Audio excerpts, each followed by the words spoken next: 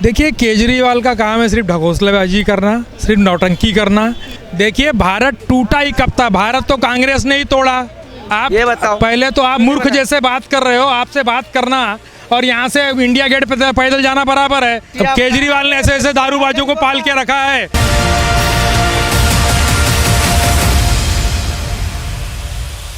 नमस्कार, आप देख रहे हैं नेशन लाइव। मैं हूं आपके साथ रवीना। चूँकि नेशन लाइव आप तक दिल्ली की जनता की जो राय है, दिल्ली का जो पब्लिक ओपिनियन है वो पहुंचाता है। नए नए मुद्दों को लेकर जनता क्या सोचती है वो राय आप तक पहुंचाता है। अभी हम चांदनी चौक में मौजूद हैं। अभी हाल फिलहाल आपने एक न्यूज़ देखी होगी कि अरविंद केजरीवाल को 163 करोड़ रुपए चुकाने पड़ेंगे क्योंकि उन्होंने विज्ञापन इतने दिए हैं।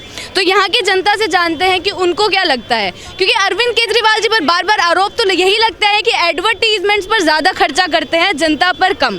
तो यहाँ की जनता से जानते हैं कि उनको क्या लगता है 2024 के इलेक्शंस में वो कितना अहम रोल अदा करेंगे और दिल्ली की जो जनता है वो उनसे कितनी खुश है। नमस्कार सर जी नमस्कार। तो आपको क्या लगता है ये जो 163 करोड़ उन्हें रुपए देने पड़ेंगे, बार बार उन पर आरोप भी लगता है कि विज्ञापन वो ज़्यादा देते हैं, आपका क्या कहना है? देखिए, केजरीवाल का काम है सिर्फ ढकोसलेबाजी करना, सिर्फ नौटंकी करना। और केजरीवाल जी जो हैं वो काम कम करते हैं, विज्ञापन ज़्यादा करते हैं। तो जाहिर है वो जनता के टैक्स के पैसे हैं, कोई उन्होंने अपने घर से तो दिए नहीं हैं, तो ये पैसे तो उन्हें चुकाने पड़ेंगे, चुकाने ही चाहिए। जनता के गाड़ी कमाई के पैसे हैं। रहा सवाल 2024 का, तो 2024 का कोई नहीं है टक्कर में, क्यों पड़े हो चक्कर में? मोदी का कोई मुकाबला नहीं है। मोदी और सिर्फ मोदी को कोई टक्कर नहीं दे सकता। ये बात एकदम शीशे की तरह साफ है। मोदी ने क्या कर दिया दिल्ली शहर में? मोदी ने सब कुछ किया है, क्या नहीं किया है? आपको आपकी नंगी आंखों से जो दिखता है वो सब कुछ किया है मोदी ने। सिर्फ यहाँ जो मोदी के तो यही है जो मोदी को खिलाता है। मोदी हो तो मोदी जैसा लेगा या राहुल गांधी जैसा मांगेगा? गांधी जैसा लेंगे। राहुल गांधी जी ने क्या किया है? राहुल गांधी जैसा चाहिए तो आपको राहुल गांधी जी मोदी क्या बोला गाय के बारे में? माता है इनकी, तो इनसे क्यों नहीं पैदा लिया? इनको माँ क्यों नहीं बनाया? आप ये बताओ। पहले तो आप मूर्ख जैसे बात कर रहे हो, आपसे बात करना और यहाँ से इंडिया गेट पे पैदल जाना बराबर है। आप पहले दिमाग से बात करो ना। आप दिमाग से बात क्या दे दिया? छोड़िए। राहुल गांधी की जो भारत जोड़ महंगाई की बात जो केजरीवाल दिया ना, महंगाई पर क्या बोल रहे हैं? मोदी के राज में देख लो। देखिए, महंगाई का जहाँ तक है, बैटरी में 5 का खरीद रहे, अब 10 का खरीद रहे हो। ये तो देख लो कैसे केजरीवाल जी की फ्री राजनीति पर क्या कहते हैं?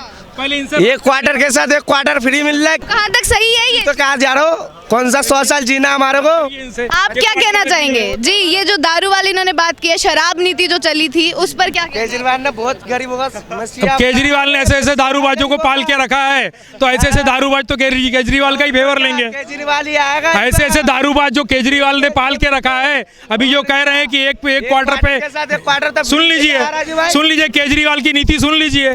केजरीवाल कितना विकास कर रहे हैं, दिल्ली का विकास कर रहे हैं या दिल्ली के बेवड़ों का विकास कर रहे हैं, ये तो जनता के सामने है। लेकिन जो राहुल गांधी की भारत जोड़ो यात्रा है उस पर आते हैं हम दोबारा। उससे यही दिखाने की कोशिश हो रही है कि राहुल गांधी भी एक नेता है जो टक्कर दे सकते हैं नरेंद्र मोदी को। आपको लगता है कि ये संभव है? देखिए, भारत टूटा ही कब था? भारत तो कांग्रेस ने ही तोड़ा।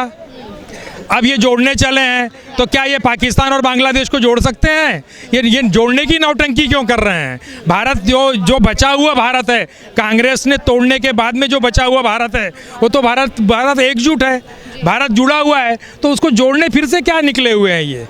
ये तो कुछ समझ के परे है।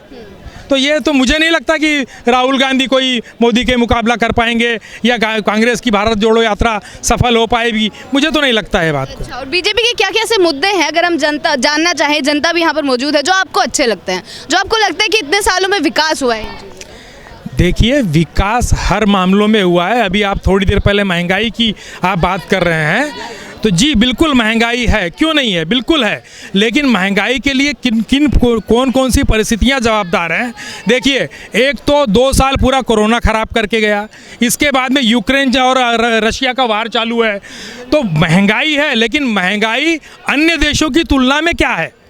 अन्य जो विकसित देश हैं, आज आप यूके की बात ले लीजिए, यूनाइटेड किंगडम यानी ग्रेट ब्रिटेन की अगर हम बात कर रहे हैं, तो जहाँ तक महंगाई का सवाल है, आप देख ही रहे हैं कि कोरोना ने इतना दो साल ख़राब किया है, उसके बाद में यूक्रेन और रशिया का वार चालू है।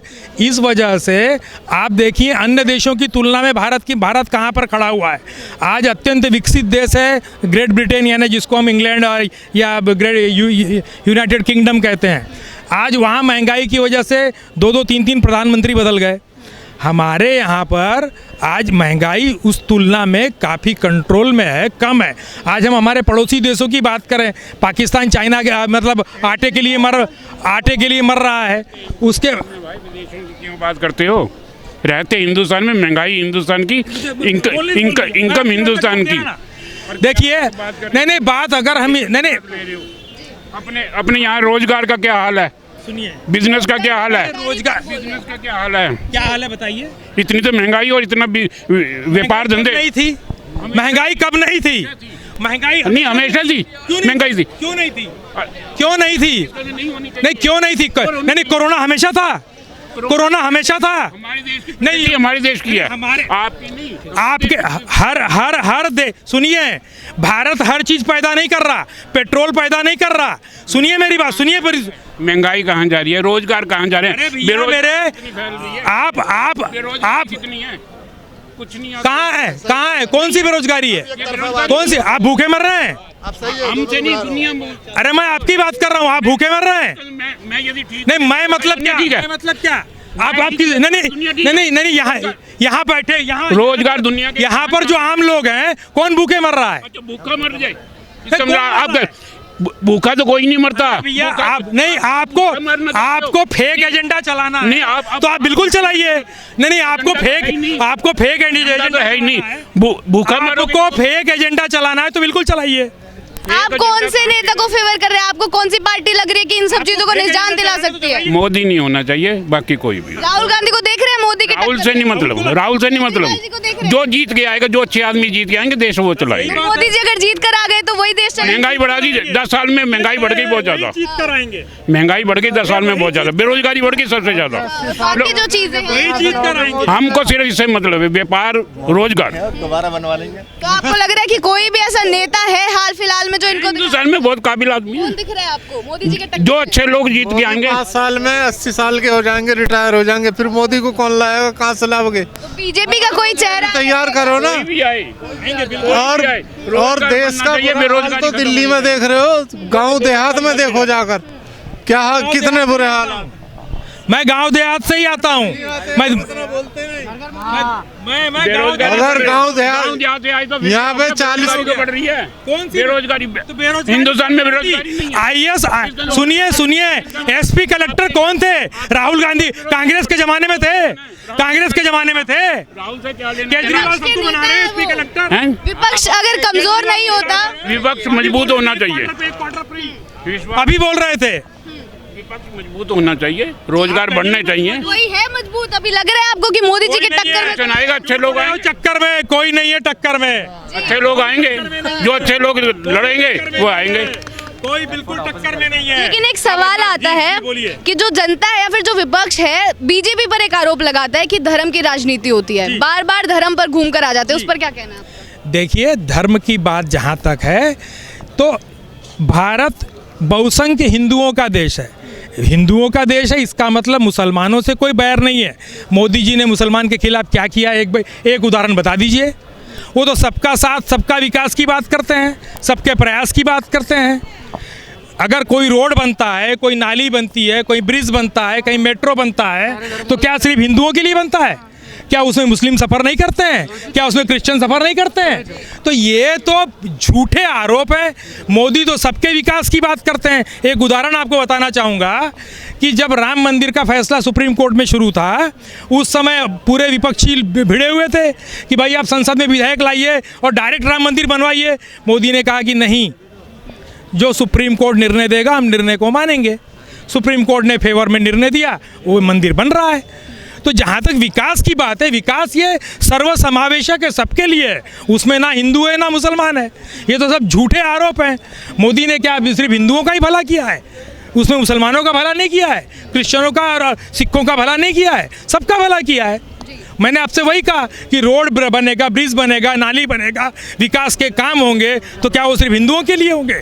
उसमें मुसलमान के लिए भी सबका विकास होगा। बिल्कुल, लेकिन दिल्ली में अगर हम दिल्ली की राजनीति की बात करते हैं, 15 साल से एमसीडी में बीजेपी थी, लेकिन इस बार जनता ने आम आदमी पार्टी पर अपना दिखा दिया भरोसा। तो आपको नहीं लगता कि अरविंद केजरीवाल जी एक ऐसा नेता है जो काफ़ी उभर रहे हैं, लोग उनकी आप फ्री की राजनीति बोल लीजिए, कुछ भी बोल लीजिए, उसको पसंद कर रहे हैं?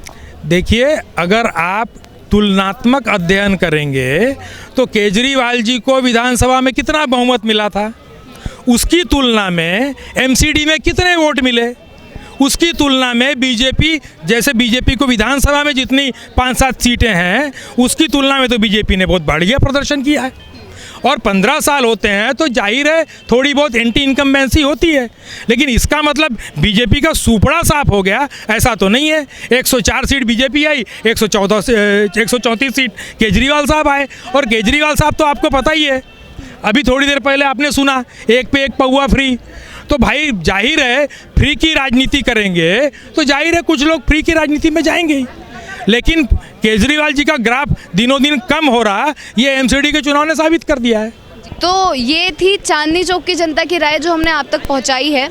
इलेक्शंस आने वाले हैं, 2024 में लोकसभा इलेक्शन है। जनता की जो राय है, जनता के जो विचार हैं, वो हर नीतियों पर बदलते रहते हैं, उनके जो सपोर्ट होता है वो हर चीज़ पर बदलता रहता है। तो देखना दिलचस्प रहेगा कि राहुल गांधी की जो भारत जोड़ो यात्रा चल रही है उसमें वो कितना उभर पाते हैं, विपक्ष के तौर पे जो एक नेता है वो कितना अपनी छवि सुधार पाते हैं। ऐसी ही खबरों के लिए बने रहे नेशन लाइव के साथ। कैमरा पर्सन जतिन के साथ मैं रवीना।